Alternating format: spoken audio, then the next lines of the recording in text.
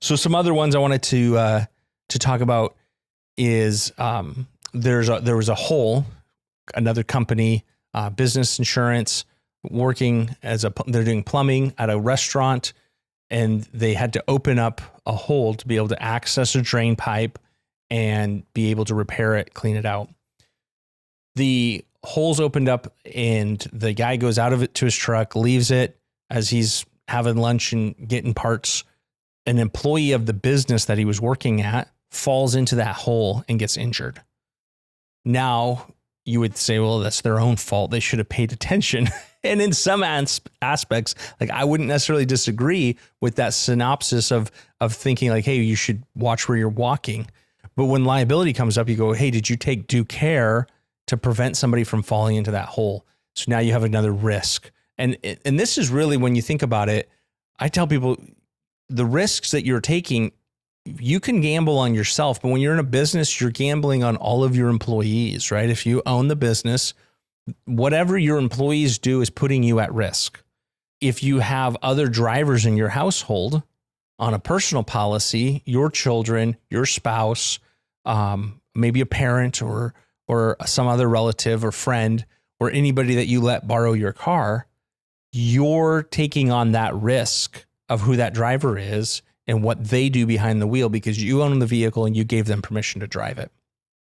So there's risk transfer. Again, this open hole, employee falls into it, significant injury is up for debate between lawyers and doctors. But the owner of the business is now exposed. The premium that they've been paying every month for their business insurance is that transfer of risk. So even though they felt exposed, like, oh my gosh, we're getting sued, that risk was transferred to the insurance company. The insurance company takes care of the claim, defends the business, pays out to the employee that was injured, makes it go away, operate it as intended. So that's really, like, there's so many scenarios where people don't think about it, where there's risk. And then the question comes back, do you want the risk or do you want to transfer the risk? Another one that's very common that I talk with people about a lot, and maybe it's because people don't understand this issue yet, but it's going to become a bigger and bigger problem, is the risk transfer or the exposure of employment-related practices, EPLI, employment-related practices insurance. And that's going to cover things. So the risk there is something that happens between an employer and an employee, or a manager and employee, or sometimes even an employee to a customer or a customer to an employee, depending on how you structure your policy. What that comes up with is things like these, and these are common exclusions across the board on all general liability policies. It's not going to cover employment-related stuff, so EPLI is excluded, and that's going to be failure to, like refusal to hire. So it's like you don't hire somebody, and it's not a legitimate reason not to hire them, and they sue you because they say, hey, you're discriminating against me based on X, Y, and Z.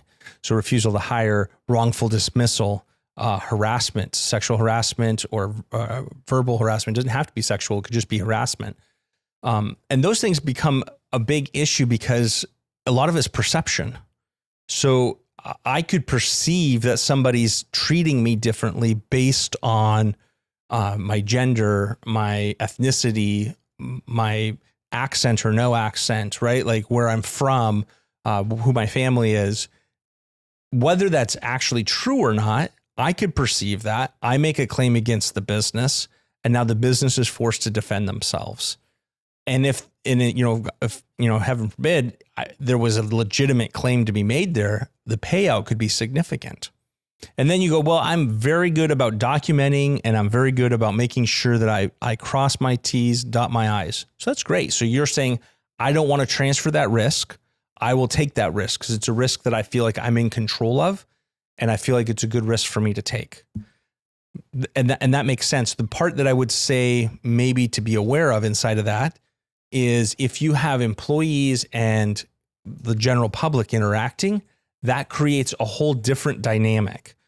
Or if you have managers interacting with your employees, it creates a different dynamic.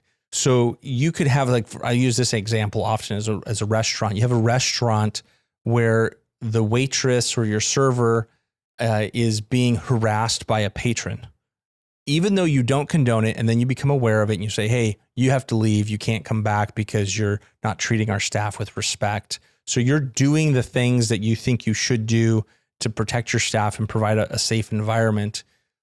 But that doesn't mean that the staff member doesn't have a claim, because if they were harassed, they can say it's an unsafe work environment. There's a lot of different things that can come up. And so that, or they do something towards an employee and towards a customer, they make an off-color joke or making some sort of insinuative comment. And now all of a sudden the customer comes back against the business because of what the employee said.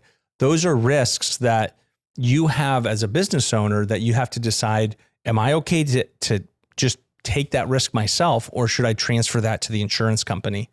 And I don't know if there's a right answer for that.